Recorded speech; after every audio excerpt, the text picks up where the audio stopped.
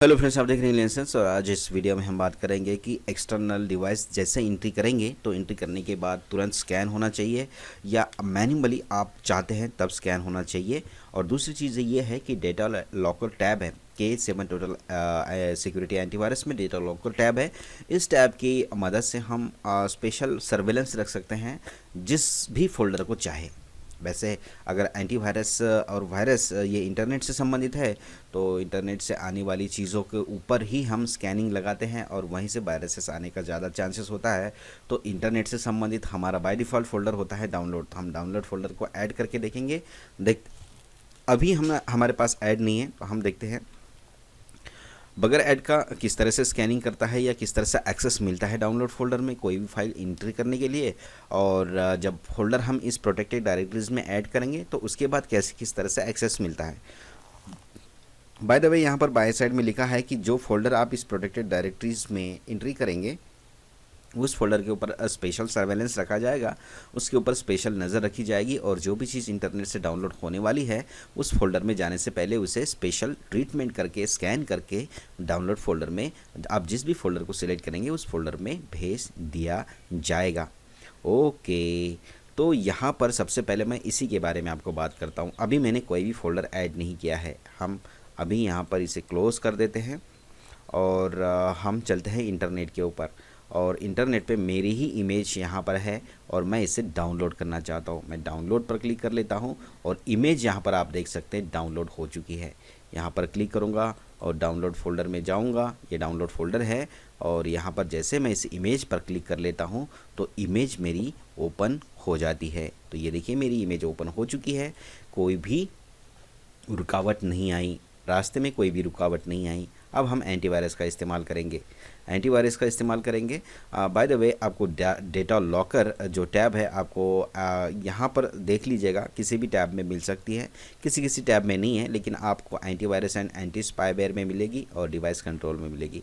आप यहाँ पर कहीं पर भी क्लिक कर दीजिए तो डेटा लॉकर जो टैब है, रिबन भी आप इसे बोल सकते हैं, रिबन में एक टैब है तो वो आपको मिल जाएगी। मैं यहाँ पर क्लिक कर लेता हूँ। जैसे कि यहाँ पर बाय साइड में लिखा है कि आप जिस फोल्डर को इस प्रोटेक्टेड डायरेक्टरीज में ऐड करेंगे उस फोल्डर के ऊपर खास निगरानी रखी जाएगी। तो बाय डिफ़ॉल्ट जो भी चीज़ हम इंटरनेट से डाउनलोड करते हैं वो डाउनलोड फोल्डर में ही जाती है।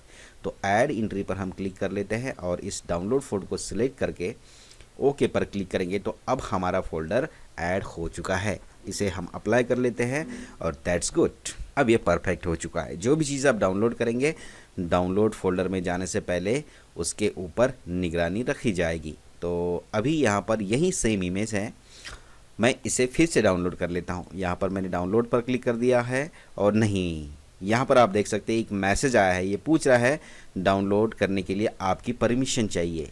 अगर आपको ज़्यादा कंफर्म करना है तो ये जो भी आपका ब्राउज़र है ओपेरा मिनी में आपको टॉप राइट कॉर्नर में एक डाउन साइड एरो मिलता है, वहाँ पर डाउनलोड से संबंधित जानकारी आपको मिलती है। अगर आपका ब्राउज़र क्रोम है तो आपको नीचे की साइड में बॉटम में एक्सट्रीम लेफ्ट साइड में आपको डाउनलोड के संदर्भ में जानकारी मिलती है। तो अलग अलग ब्राउज़र में अलग अलग रूल्स होते हैं। तो हम ओपेरा मिनी में अभी सर्फिंग कर रहे हैं और देखते हैं यहाँ पर अब हमें एरो मिलता है। यहाँ पर मैं क्लिक कर लेता हूँ तो देखिए यहाँ पर मैसेज मिला है, इमेज नंबर 20 है, ये डाउनलोड नहीं हुई है, अभी जस्ट हमने क्लिक किया था।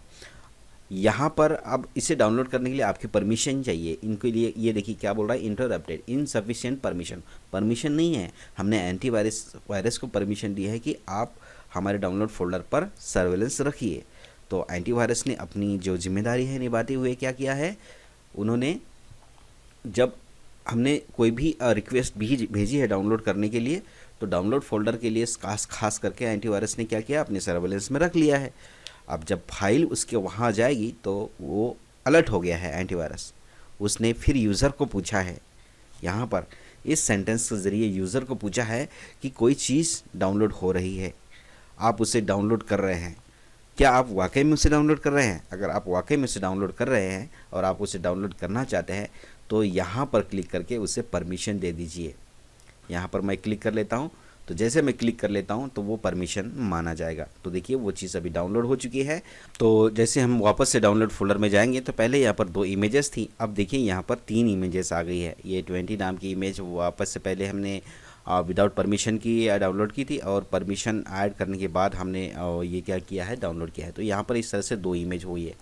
तो कहने का मेरा मतलब ये है कि आपको जो चीज़ डाउनलोड करनी है, ठीक है, स्कैन होके ही आएगी। अगर आप इसे हटाना चाहते हैं तो सिंपली इसे सिलेक्ट कर दीजिए और रिमूव पर क्लिक कर दीजिए, वो हट जाएगा। लेकिन हम हटाएंगे क्यों?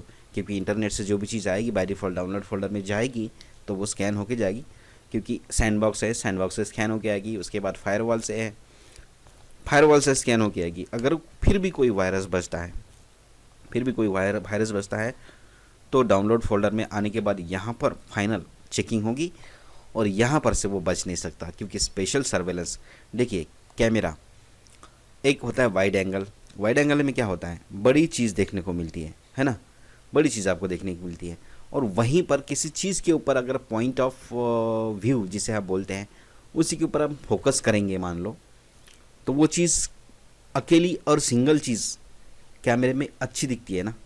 तो वही चीज़ है भाई, अगर पूरे सिस्टम को एंटीवायरस ने कंट्रोल करना है और उसके बाद एक किसी स्पेशल फोल्डर को कंट्रोल करना है, तो उसमें सर्वेलेंस में फ़र्क पड़ता है। जो फोल्डर हमने सर्वेलेंस में डाला है उसके ऊपर ख़ास निगरानी रहती है और आने वाली एक एक चीज़ को ख़ास ट्रीट करके चेक करके अंदर आने दिया जाता है। तो ये है। ओके, तो ये हो गया है। अब दूसरा है कि भाई हम देखेंगे डिवाइस कंट्रोल में। डिवाइस कंट्रोल मैं एक बार फिर से आपको बता देता हूँ। देखिए ये टैब है डिवाइस कंट्रोल, यहाँ पर क्लिक करेंगे तो यहाँ पर बहुत सारी चीज़ें बाएं साइड में है लिखा हुआ है। तो यहाँ पर भी लिखा हुआ है कि जो भी आप ड्राइव, यहाँ पर बाय डिफ़ॉल्ट USB सिलेक्टेड है, जो भी आप ड्राइव डालना चाहते हैं, CD डालना चाहते हैं, CD को स्कैन करना चाहते हैं तो यहाँ पर CD कर दीजिए। अगर आप चाहते हैं फ्लॉपी तो आप फ्लॉपी वैसे ख़त्म हो चुकी है, फ्लॉपी की ज़रूरत नहीं है।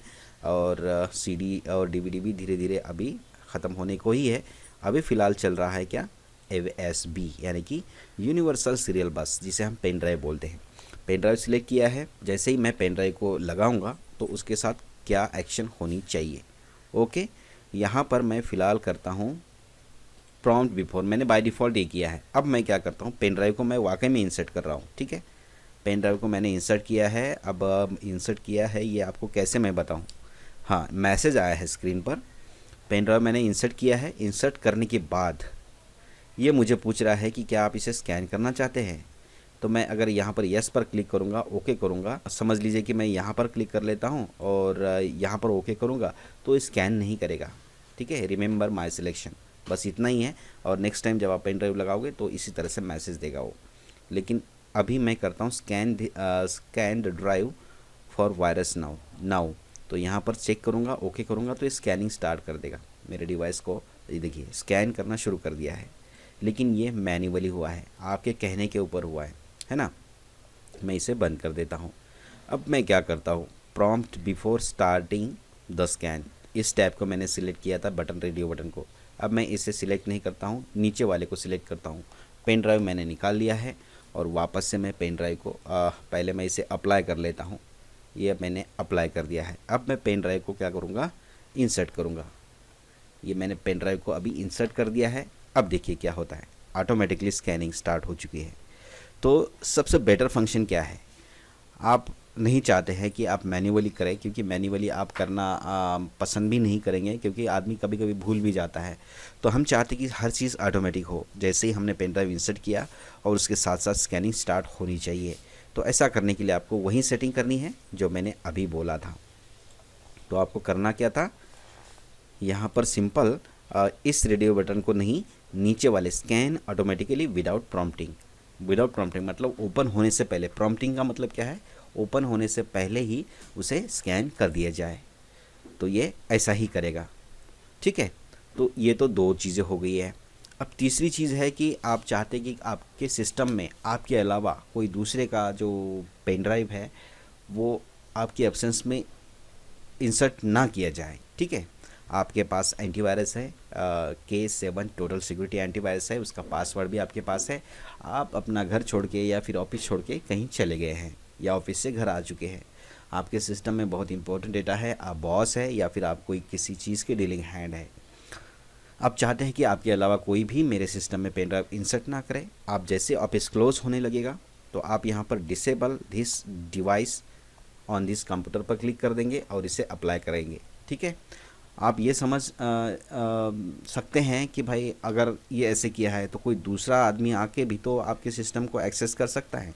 बिल्कुल एक्सेस कर सकता है, उसके पास पासवर्ड है, वो भी आपके कंपनी का ही एक मेंबर है, तो उसे भी उतना ही राइट है आपके सिस्टम को। फॉर एग्जांपल ये चीज़ है। और दूसरी चीज़ ये है कि मान लो किसी ने आपके पासवर्ड चुरा लिया है और सिस्टम को आपके एब्सेंस में एक्सेस करना चाहता है, उसका पेन ड्राइव लगा कर कुछ डेटा चुराना चाहता है। ठीक है, तो आप क्या करेंगे, आपके पास एंटीवायरसेस है, एंटीवायरस है K7 टोटल सिक्योरिटी, आप इसे क्या करेंगे, डिसेबल पर क्लिक कर देंगे, अप्लाई कर देंगे, क्लोज कर देंगे।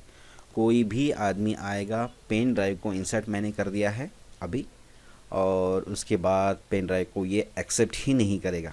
आप देख रहे हैं यहाँ पर कोई भी हलचल नहीं हुई है, जबकि मैंने पेन ड्राइव को इंसर्ट किया है। तो इस तरह से होता है, कोई भी हलचल नहीं है, एक्सेप्ट ही नहीं करेगा, यहाँ पर भी नहीं दिखा रहा है पेन ड्राइव। और जैसे ही मैं इस कहाँ गया ये, ओके, डिवाइस कंट्रोल में जैसे ही मैं इसको इनेबल करता हूँ और अप्लाई करता हूँ, पेन ड्राइव मैंने अब निकाल लिया है और इसे मैंने अप्लाई कर दिया है और इसे मैं क्लोज़ भी कर देता हूँ। और अब यहाँ पर देख लीजिएगा आप कि जैसे मैंने पेन ड्राइव को इंसर्ट किया, देखिए वही चीज़ वापस से शुरू हो गई है। तो आप इस तरह से ये चीज़ें कर सकते हैं। मैंने यहाँ पर 3 चीज़ें आपको बताई है। एक चीज़ तो मैंने आपको बताई है कि भाई आप स्पेशल ट्रीट कैसे कर सकते हैं आपके स्पेशल फोल्डर को जो इंटरनेट से कनेक्टेड रहता है बाय डिफ़ॉल्ट। और दूसरी चीज़ है कि आपके यूएसबी को स्कैनिंग के लिए ऑटोमेटिक और मैन्युअली कैसे कर सकते हैं। और तीसरी ये चीज़ है कि आपके यूएसबी को इनेबल डिसेबल कैसे कर सकते हैं आपके सिस्टम में। तो यही था इस वीडियो में, मिलते हैं नेक्स्ट वीडियो में किसी और इन्फॉर्मेशन के साथ। तब तक के लिए गुड बाय, नमस्कार, टेक केयर।